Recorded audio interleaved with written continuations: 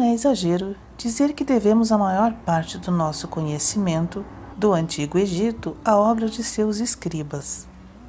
Os antigos egípcios cobriram seus templos e túmulos com hieróglifos, mas também empregaram escribas para registrar tudo, desde as ações mantidas nas lojas para trabalhadores, os procedimentos no tribunal, magias, testamentos e outros contratos legais, procedimentos médicos, registros fiscais e genealogias.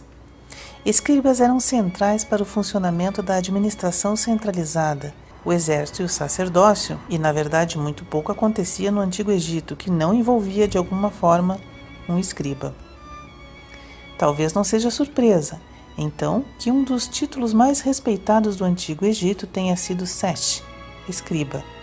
Os termos são mais propriamente traduzidos como desenhar ou criar, em vez de simplesmente escrever ou ler. A ocupação do escriba é também um dos primeiros trabalhos. Há representações de escribas identificadas pelos tradicionais escribas de pernas cruzadas e seu equipamento de escriba, desde o Antigo Império. A linguagem hieroglífica dos antigos egípcios era complexa e bela, e aqueles que a dominavam tinham uma posição de valor na sociedade. Os escribas eram os protetores e criadores da cultura egípcia antiga e centrais para a pesquisa acadêmica e o bom funcionamento do aparato estatal. Os escribas não apenas copiaram textos existentes preservando-os para as gerações futuras, como também editaram trabalhos existentes e escreveram novos textos. Eles eram considerados membros da corte real e, como tal, não tinham que pagar impostos, realizar serviço militar ou realizar trabalhos manuais. Muitas posições de influência dentro da hierarquia administrativa do Antigo Egito exigiam treinamento de escribas. Aqueles que não sabiam ler ou escrever podiam empregar os serviços de um escriba. Muitos trechos de correspondência incluem a frase "que você fique bem quando ouvir isso", o que implica fortemente que, em alguns casos, um escriba leu os documentos para o destinatário, o que certamente seria necessário com uma proporção tão pequena da população sendo capaz de ler ou escrever. A maioria dos estudantes de escriba eram meninos de famílias de classe média ou alta, mas também há evidências significativas de que meninos de famílias de classe baixa e meninas também aprenderam a escrever. As restrições ao treinamento dos escribas parecem ter diminuído com o passar do tempo.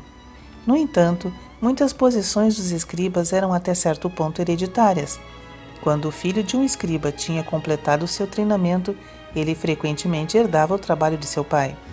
Um grande número de ostracas e papiros datam do novo reinado. Foram descobertas em um buraco perto da aldeia de trabalhadores em Deir el-Medina, e muitos outros fragmentos foram espalhados pela própria aldeia.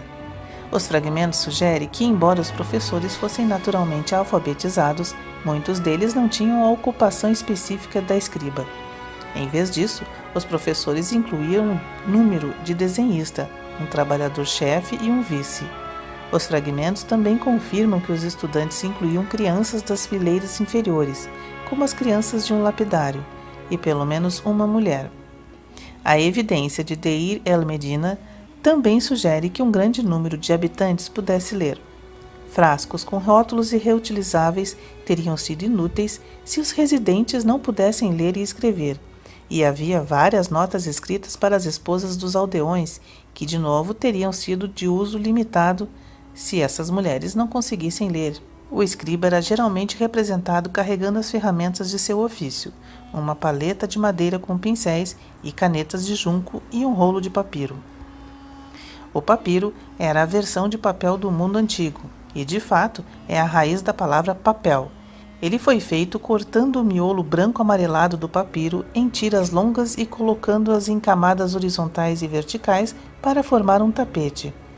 Um chiclete vegetal pegajoso foi derramado sobre os lençóis para preencher os espaços no tapete e foi então socado com um malho e colocado sobre um peso para secar. Uma vez que os sulcos da planta tivessem evaporado, a esteira de papiro seria flexível e forte.